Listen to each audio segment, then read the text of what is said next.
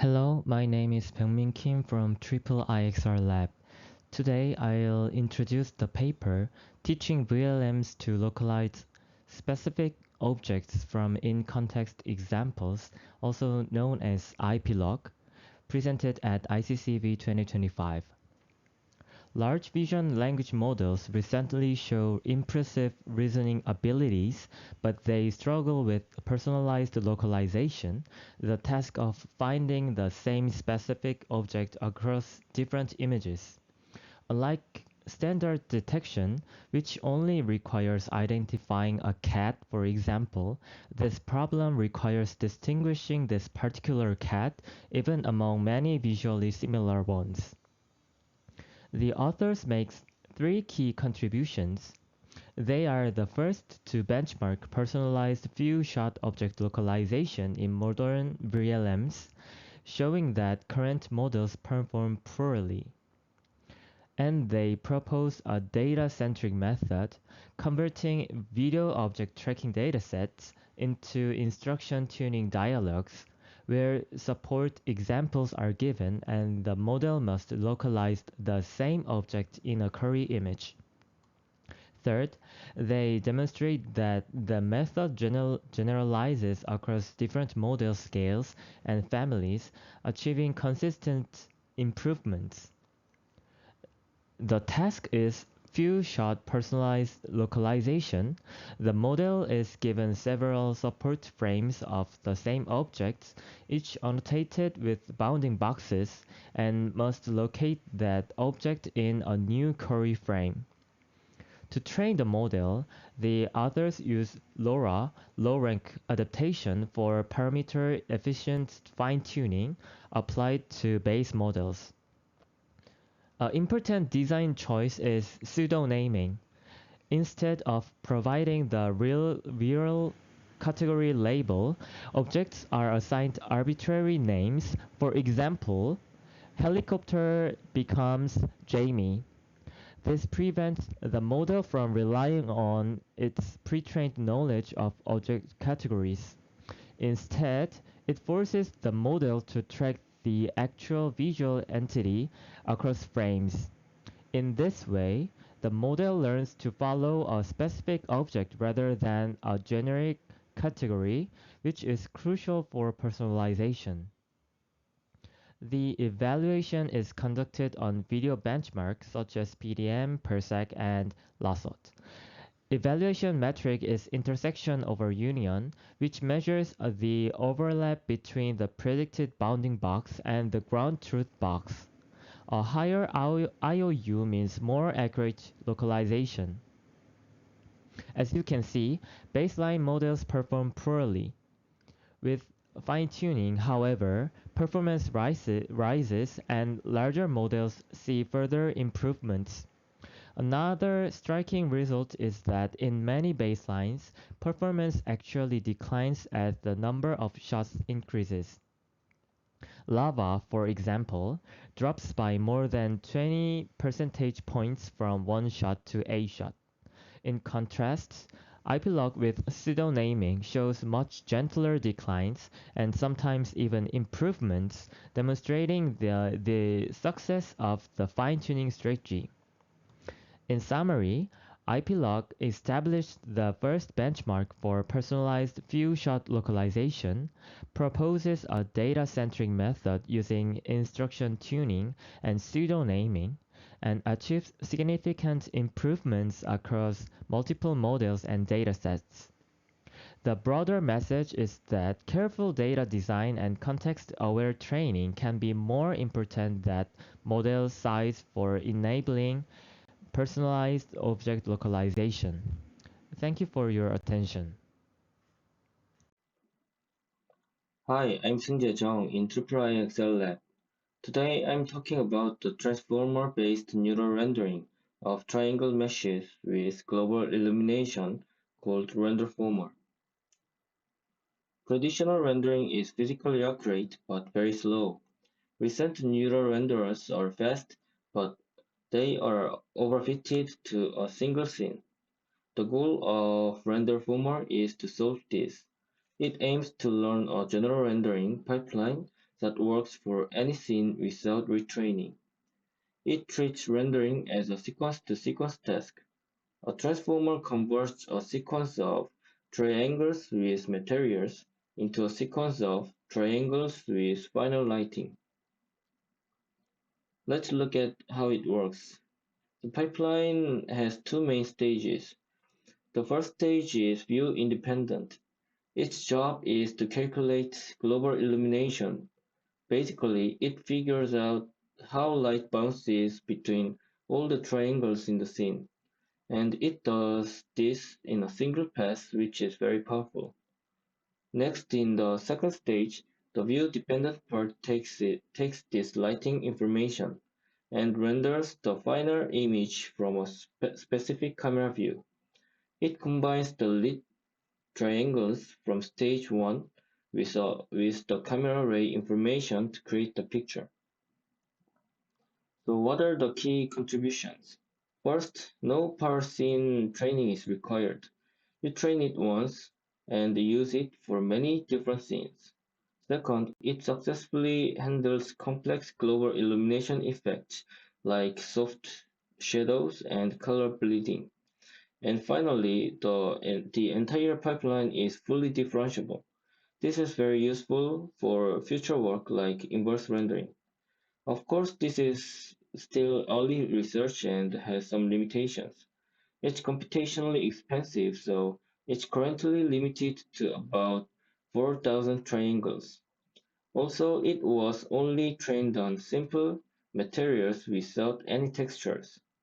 In conclusion, RenderFormer presents a very new and exciting paradigm for neural rendering. Thank you for listening. Hello everyone, I'm DongHeun. Today I will present a paper from NIPS 2023 titled ROA-Star. StarCraft 2 is a widely used environment for AI research because it is a partially observable POMDP setting, requires long horizon planning, and involves non-transitive strategic relationships. Like rock paper scissors, some strategies beat others but are weak against a third. DeepMind's AlphaStar achieved Grandmaster level, but it showed a clear weakness. It was vulnerable to rare or unconventional strategies. Human players could sometimes exploit unusual build orders that AlphaStar had not learned robustly. ROA-Star addresses this weakness with a more robust league training structure and strategy-based real design. A league consists of a main agent MA and several exploiters. MA is the main policy we ultimately want to strengthen, and exploiters are auxiliary agents trained to expose the weaknesses of MA. Using sampling policies, the MA faces a variety of opponents, preventing overfitting to a narrow set of strategies. ROA-Star introduces two newly designed exploiters, EIE and ERE. The key concept is the strategy vector Z.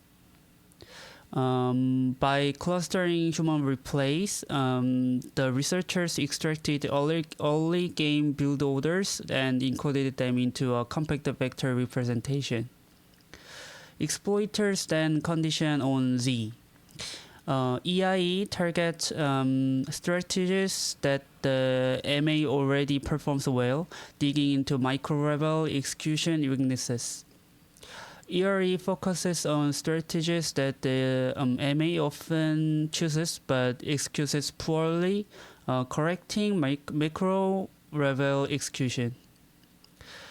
EIE takes the strategies the MA frequently uses with high win rates, such as a blink stalker rush. It starts by copying the MA's parameters, and it conditions on a specific strategy Z.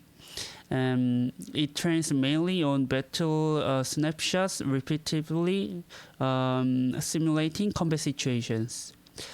Beyond win and lose, it receives micro-sensitive rewards such as unit trade efficiency or blink timing success. Through this, EIE identifies subtle micro-level mistakes. The MA, after repeatedly losing to EIE, and finally learns to correct these micro-level flaws.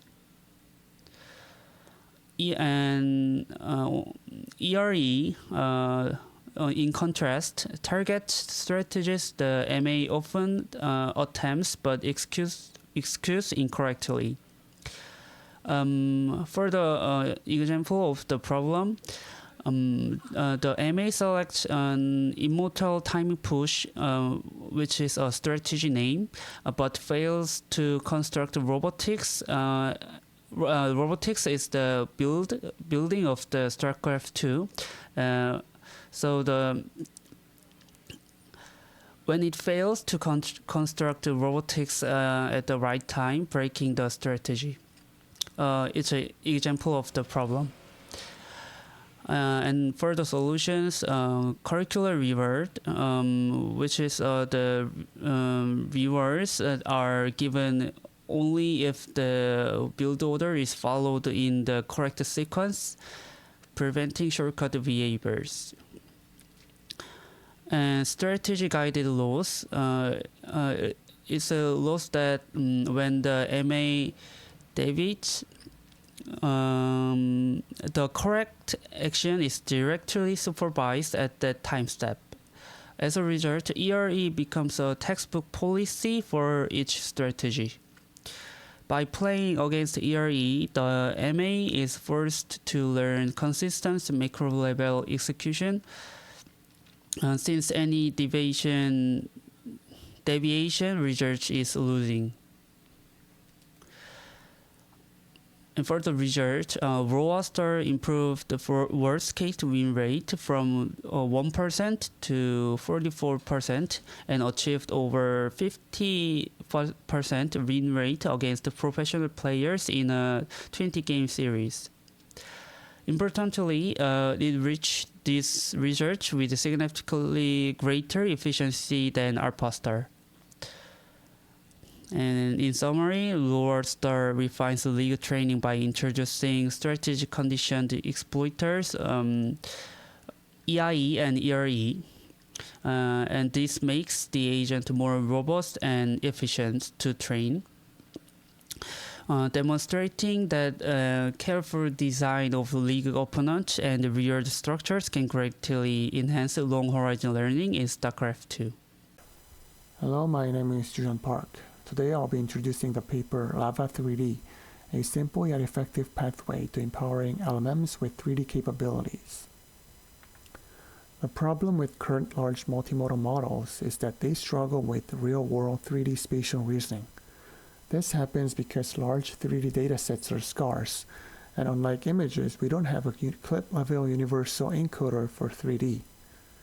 Lava 3D solves this by extending a strong 2D model, Lava, into 3D with minimal changes.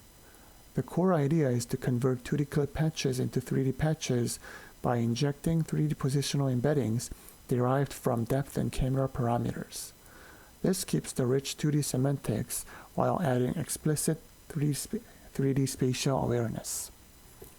To handle the token limits of the LLMs, they introduced two pooling strategies, voxelization and farthest point sampling, to compress the 3D patches. They also add a lightweight grounding decoder, which lets the model directly output 3D bounding boxes instead of relying on slow offline 3D segmenters. Training happens in two stages. First, joint instruction tuning on both 2D and 3D data, so the model maintains strong 2D reasoning while gaining 3D abilities. Second, a decoder-only fine-tuning step, which further improves grounding accuracy. The results are impressive. Lava 3D achieves state-of-the-art performance across the ScanQA dataset while converging 3.5 times faster than existing 3D LLMs. The paper I'm presenting is titled TOP-ERL Transformer-Based Off-Voice Episodic Reinforcement Learning, which was accepted as a spotlight at IIIXR 2025. The main focus, however, is on how transformers have been used in reinforcement learning. It begins with the decision transformer introduced in 2021. The key idea was to reframe reinforcement learning as a sequence modeling problem. You feed in states, action, and the return to go, and the transformer outputs the next action. It was a simple but powerful idea. The strength of DT is that it works very well in offline RL and multitask scenarios, and is stable because you can train it like supervised learning. But the limitations are as clear. It doesn't handle online exploration well and is struggling with long horizon adaptation. In parallel, there's another big line of world models like Dreamer. Dreamer runs the environment dynamics in a latent space and then plans inside that model. The upside is fast adaptation to new tasks, but the downside is that training such models is unstable and computationally heavy. So you can think of two machine sequence-related RL trends, sequence modeling like DT versus world modeling like Dreamer. Now, more recently, we have TOP-ERL. The motivation is that episodic RL is great for exploration, but it usually on-polish, which means it wastes data. DT, on the other hand, is offline only. So TOP-ERL tries to bridge this gap. It uses a transformer critic that evaluates trajectory segments by predicting their end stabilities. This makes it possible to do a fully episodic RL without needing importance sampling. In experiment, TOP-ERL outperformed step-based methods like BPO and SAC, as well as other episodic RL-based like TCE and BBRL. On the challenging MetaWorld MT50 benchmark, it achieved 98% success with much higher sample efficiency. So the takeaway is this: while DT showed that transformers could model trajectories, TOP-ERL goes further by embedding them more deeply into the RL structure. It's more RL aware, and it shows how transformers can actually improve sample efficiency and stability in online episodic reinforcement learning. Hello, my name is SooBin Lim. Today I'll be presenting the paper RL-GPT, Integrating Reinforcement Learning and Code as Policy, which has been accepted to NeurIP 2024. Recent large language models have shown remarkable capability, but their performance in embodied environments remains quite limited. The key reason is that LLMs cannot actually practice within an environment to acquire skills. For instance, becoming proficient at a video game requires extensive hands-on practice, something that in-context learning alone cannot address. By contrast, reinforcement learning is designed to run through direct interaction. There have been attempts to integrate LLMs into open-world control via RL fine-tuning, but this typically involves updating the massive parameter of LLMs, which is both inefficient and impractical. This paper addresses that challenge by proposing a method where LLM can use the RL training pipeline as a tool. The framework introduces a two-level hierarchy. The slow agents decompose the task into sub-actions and decide whether each should be handled by code or by RL, while the fast agent implements the coded ones and integrates them into a RL action space when appropriate. When handled by LLM, the system receives the environment state and task description in textual form, generates code, and iteratively refines it through a feedback loop to ensure it works without error. When handled by RL, the model takes as input the environment observation such as RGB frame, state, and inventory while operating in an action space that has been extended with the high-level coded actions generated by BEST agent. This coded action helps shrink RL's exploration space, and thanks to the task decomposition, the system can incorporate additional range shaping rewards, for example click age or distance rewards, to overcome the limitation of sparse rewards.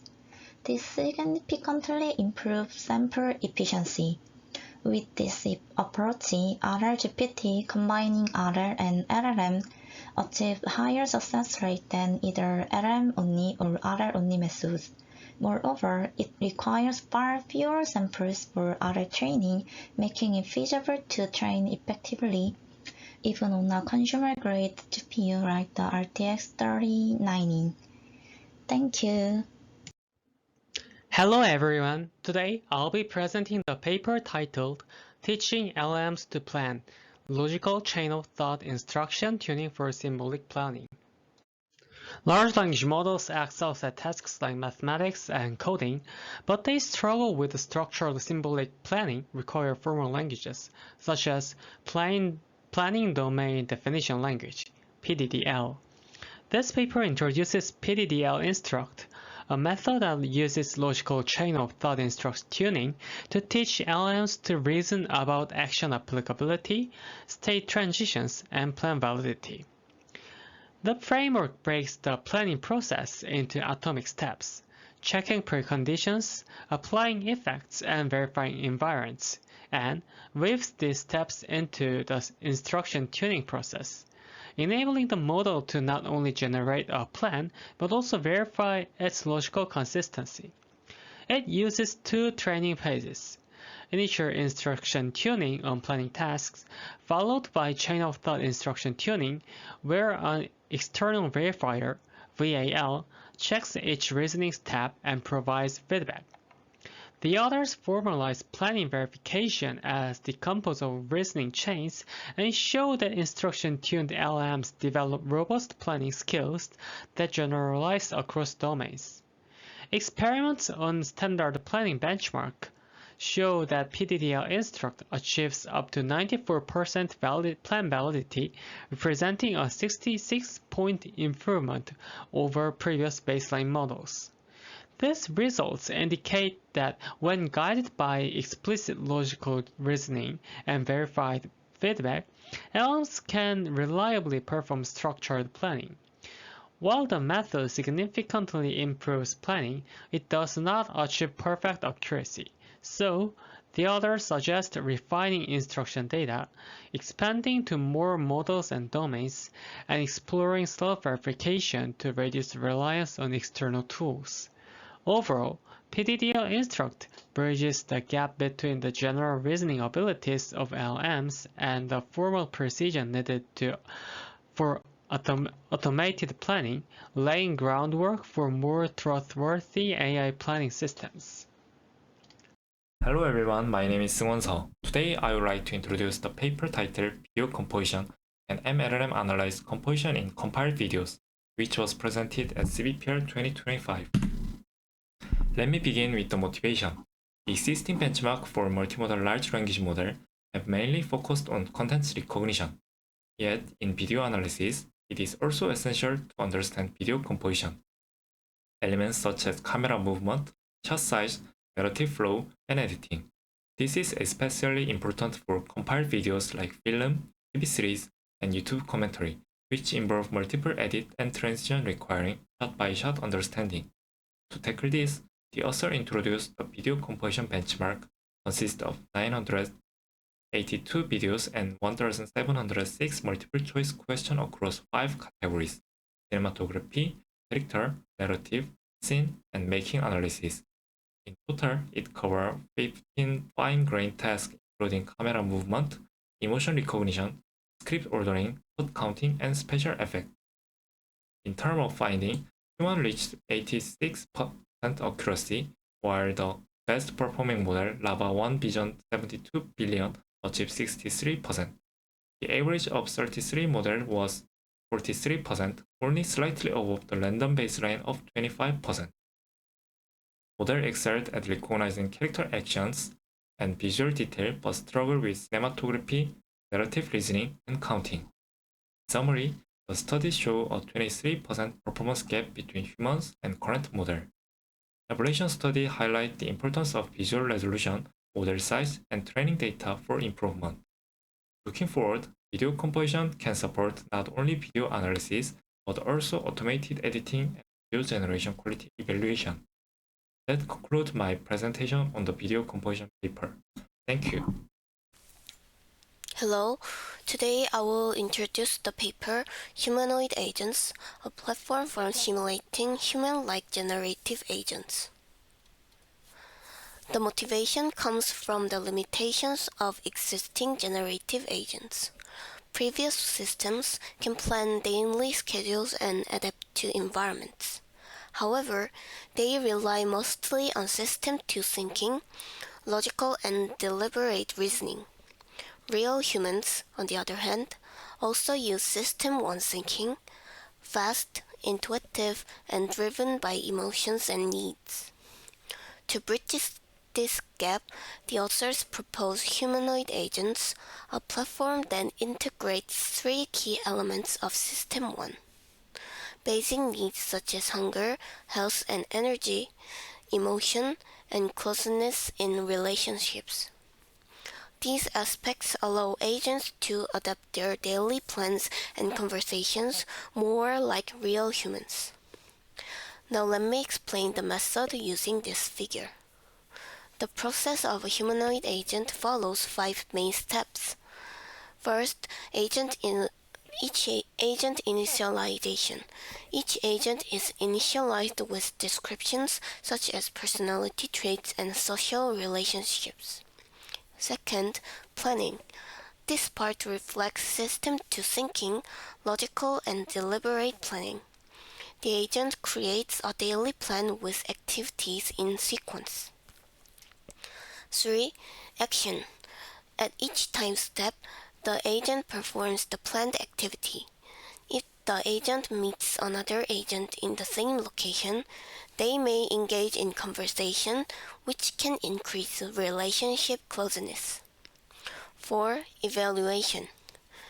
Here, System 1 thinking comes in. The agent evaluates how the action affects its basic needs and emotions. And 5. Update plan.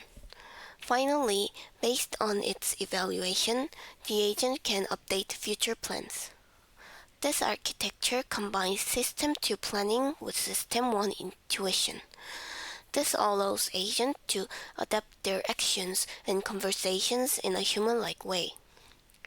To visualize this, the platform includes a Unity WebGL game interface and an interactive analytic dashboard. This allows users to observe agent activities, emotional changes, and relationship development over time. In short, humanoid agents extend generative agents with physiologically inspired mechanisms, making them behave more realistically and offering a powerful tool for studying human-like behaviors in simulation. Thank you for listening. Hello everyone, today I am going to present the CBPR 2025 paper titled Rethingking Diffusion for Text-Driven Human Motion Generation. Let me begin with the background. Recently, vector quantization-based methods have dominated text-driven human motion generation. However, VQ comes with an inherent drawback. It converts continuous motion data into discrete tokens, which inevitably leads to information loss and reduced motion diversity. In contrast, diffusion models naturally operate in continuous space, so in the theory they should be more suitable. Yet in practice, diffusion models have often shown weaker performance on standard benchmarks. The authors identify two main reasons behind this. The first lies in the data representation. As shown in the figure on the slide, the commonly used motion format includes not only XYZ joint positions, but also additional features like joint rotations or foot contact signals. Many of these are redundant dimensions that are not essential for generating motions, while these extra dimensions help weaken models by acting as a form of regularization. They actually harm diffusion models, leading to dispersion, mismatch, and error amplification during training. To address this, the authors propose a very simple but effective solution. They reform the data representation by keeping only the essential XYZ based features. In other words, they remove the unnecessary parts and focus purely on the minimal representation that directly describes motion. This change makes the data distribution more consistent and easier for diffusion to model. Another key observation concerns codebug usage. Traditional wiki methods tend to overuse a small portion of codebug, leading to poor diversity. With the proposed representation, however, the codebug usage becomes much more balanced, as shown in the graph on the slide. This suggests that the reformulated representation better supports stable and diverse generation. Now let's look at the research. On both the human ML3D and KIT datasets, the proposed method achieves the best performance across major metrics, including precision and FID. Importantly, it not only surpasses existing wiki-based approaches but also outperforms the latest diffusion-based methods. This demonstrates that the improvements are not just cosmetic but lead to substantial gains in practice. The qualitative results are also quite compelling. For example, given the proposed existing models often produced awkward or incomplete motions that did not fully match the text. In contrast, the proposed method generated motions that followed the text more faithfully while looking smoother and more natural, as you can see in the examples on the slide. To summarize, this paper shows that by simplifying the data representation, balancing codebook usage, and optimization diffusion models, we can achieve significant improvements in text-driven motion generation. The key contribution is not only a new model, but also rethinking of how data and evaluation should be constructed, which allows diffusion models to fully demonstrate their potential. That concludes my presentation. Thank you. Hello, I'm Juyeong from the IIIXR lab. Today, I will be presenting the paper Combat VLA, which has been accepted to IICCV 2025. Recent advantages in vision language action models have significantly expanded their capabilities. However, real-time decision-making in complex three-dimensional environments still remains a challenge. These environments demand second-level responses, high-resolution perception, and tactical reasoning under highly dynamic conditions. To address this, they move from COT to AOT. Chain of thought generates long reasoning traces. While this can be useful for detailed reasoning, it's often too slow to be practical in real-time applications. Action of thought, on the other hand, combines the action with an explanation. This format enhances reasoning in combat scenarios while also keeping the decision-making process much faster. Now, let's go through the learning process step by step. In stage 1, the video level stage, the model learns to capture overall combat patterns. For example, action and explanation can be represented like that. In stage 2, the frame level stage, the model focuses on recognizing fine-grained details, such as the exact timing of an enemy's attack. For example, action and explanation can be represented like this. Finally, in stage 3, they introduce truncated AOT. Here, the training incorporates the special TRU and C token to optimize for real-time action inference. This allows the model to produce the action first, while truncating the explanation, saving valuable time. For example, action and explanation can be represented like that.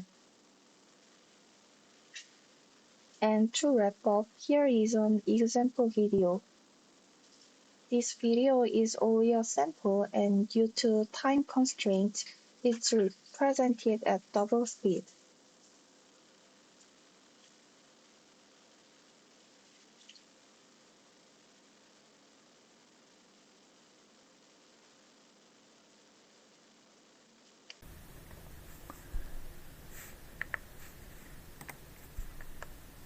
Hello everyone, today I'd like to briefly introduce a study called RL-GPT, which was presented at Eurographics 2025.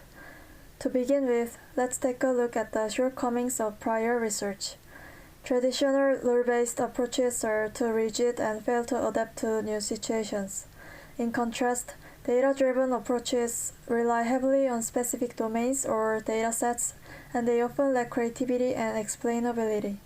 Finally, directly using LLMs can generate creative ideas, but in practice, the resulting layouts frequently overlap or turn out to be impractical. To address these issues, the authors propose RL-GPT. The key idea here is to use the LLM not as the final designer but as a knowledge assistant. In other words, the LLM generates room dimensions, zones, primary and secondary objects, as well as constraints in natural language. However, it does not perform the layout itself. Instead, the spatial information, objects, and constraints extracted step by step from the LLM are converted into mathematical cost functions, and through an optimization process, the system produces layouts that are actually feasible.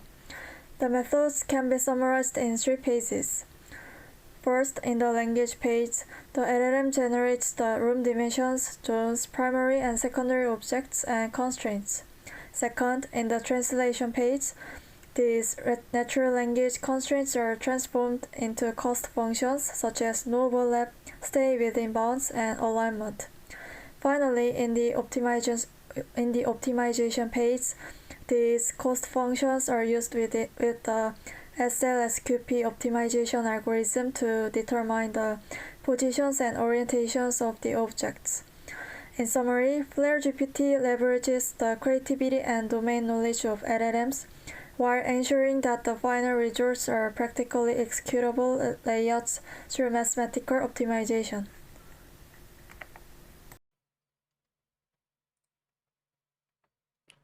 Hello, my name is Juyeong from IIIXR Lab. Today I will discuss about Diffuse-CLoC, guided diffusion for physics-based character look-ahead control, which published in SeungRae 2025.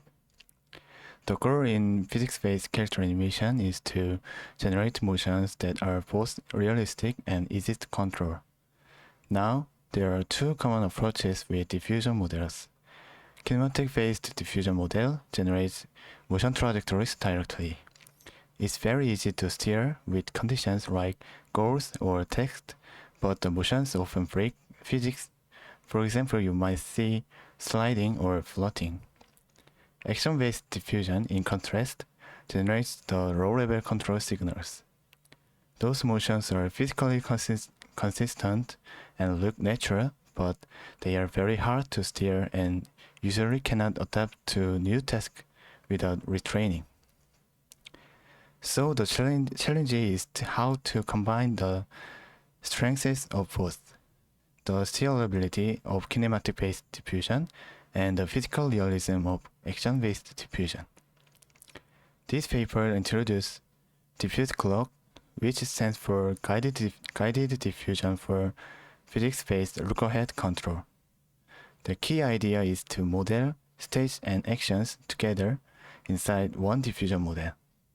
This lets actions be conditioned on predicted states, giving us steerable motions that are still physically feasible. The backbone is a transformer decoder with a custom attention design. States can attend to past and future states, while actions only look at past states and actions. And the authors add rolling inference, a technique that reuses part of the previous trajectory at each step, making the motion smoother, faster, and more consistent. With this framework, one pre-trained model can handle many tasks without retraining, such as obstacle avoidance, gamepad steering, and motion in-betweening. In short, Diffuse-CLoC brings together the best of kinematic-based and action-based diffusion, paving the way for more robust and versatile character animation. Hello, my name is Hanu Kim, and today I'll be presenting discrete codebook word models for continuous control from IIIXR 2025. In reinforcement learning, word models with discrete states, like Dreamer V3, have traditionally underperformed continuous model, like TD-MPC2, on continuous control task. This paper aims to close that performance gap. The solution is the DCWM, or Discrete Codebook Word Model. Its core idea is to represent the words using a codebook. First, it quantizes continuous states like robot joint angles into discrete codes from this fixed codebook. Second, this codebook preserves the data original structure like order and distance. This is a key advantage over traditional one-hot encodings, which treat all states as equally different. Finally, by using discrete codes, predicting the future becomes a more efficient classification problem, guessing which code is next, and is trained with a cross-entropy loss instead of regression. The results on benchmarks like DM control and MetaWord are strong. The proposed DC-MPC model performs competitively with the state-of-art TD-MPC2 and significantly outperforms Dreamer V3. It shows excellent sample efficiency, proving especially effective in complex high-dimensional tasks like the dog and humanoid environments where other models can struggle. To validate their approach, they even integrated their discrete word model into TD-MPC2 and showed it improved the original model's performance. So, in conclusion, this paper's main takeaway is that a well-designed discrete latent space can outperform standard continuous ones for continuous control. By using structured codebook encoding, it opens a new and promising research direction for building more capable and efficient word models. Thank you.